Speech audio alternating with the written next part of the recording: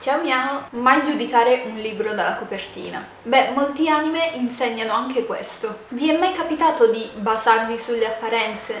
Magari all'inizio, vedendo solo i personaggi o solamente pochi minuti del primo episodio, sembra un certo tipo di anime, ma se poi continui a vederlo e ti addentri più nella trama, scopri che era una cosa totalmente diversa. Oggi vi parlo di 5 anime che è tutto quello che in realtà non ti aspetti e che rispecchia molto il titolo di questo video. Sono 5 ma sono più o meno diversi tra di loro. Dimenticavo, per ovvi motivi ci sono dei lievi spoiler, ma niente di troppo pesante, ve lo dico giusto per avvertirvi. Iniziamo! Mahou Shoujo Ikusei Keikaku. Iniziamo con il più recente della lista. Si dice che un RPG per cellulare faccia diventare una ragazza su 1000 una Mahou Shoujo, ovvero una ragazza magica. La protagonista ci gioca assiduamente e sogna anche lei di diventare una maghetta come le sue beniamine. L'int iniziale c'è, ma dura circa 10 secondi del primo episodio, che però alla fine si conclude come un classico anime sulle maghette. Capisci che c'è qualcosa di sbagliato solo quando inizi il secondo episodio, ed è un crescendo di what the fuck.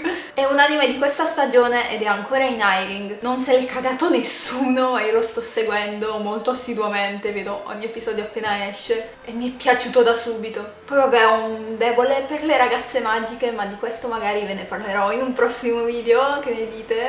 Spolliciate se volete sentirmi parlare di maghette. Gakko Gurashi. Yuki Takeya è un'allegra studentessa che si diverte ogni giorno con le attività del club scolastico di cui fa parte, chiamato Viviamo a scuola, con altre 3 sue amiche.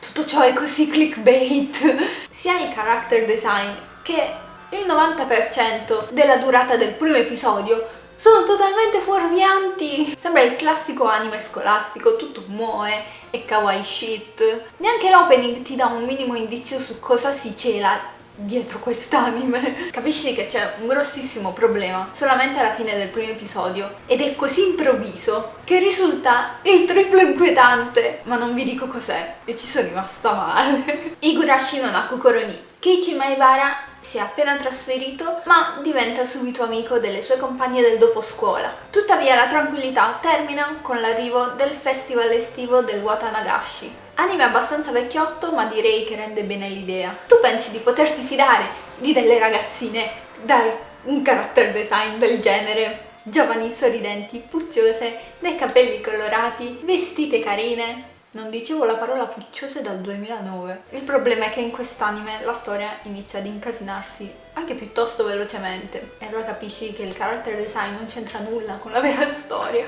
E un po' ti viene nostalgia di quando i personaggi erano carini e sorridenti e felici.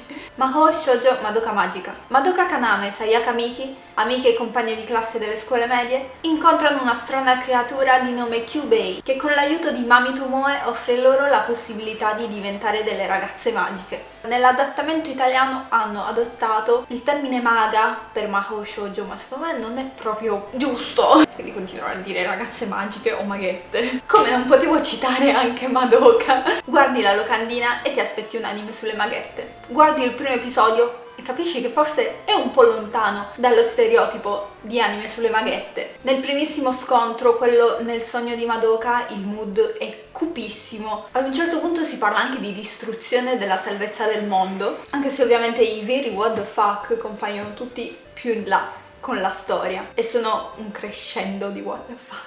Narutaru. Concludiamo con il più antico, il più inquietante di questa lista. Ringrazio Sissi per avermelo consigliato. La 12enne Shina Tamai rischia di annegare, ma viene salvata da una strana creatura a forma di stella. Queste creature, tutte diverse tra di loro e capaci di trasformarsi, sono chiamate draghi. La cosa che più mi ha fatto ridere è che questa serie è stata comprata dalla Star Comics in Italia, ma ignari di come continuasse la storia hanno dovuto interrompere la pubblicazione. Ho letto il primo capitolo e sembra un manga piuttosto carino. Il fatto che ci siano dei ragazzini che vivono assieme a delle strane creature fa credere ad una tranquillissima serie per bambini.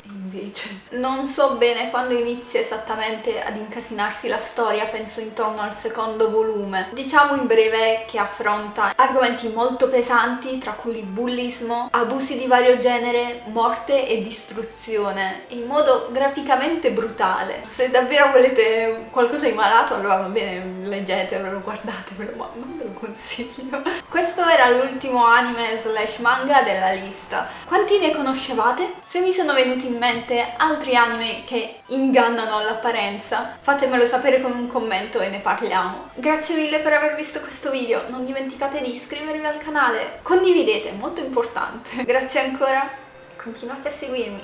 Ciao miau! Ci vediamo domenica all'Icomics.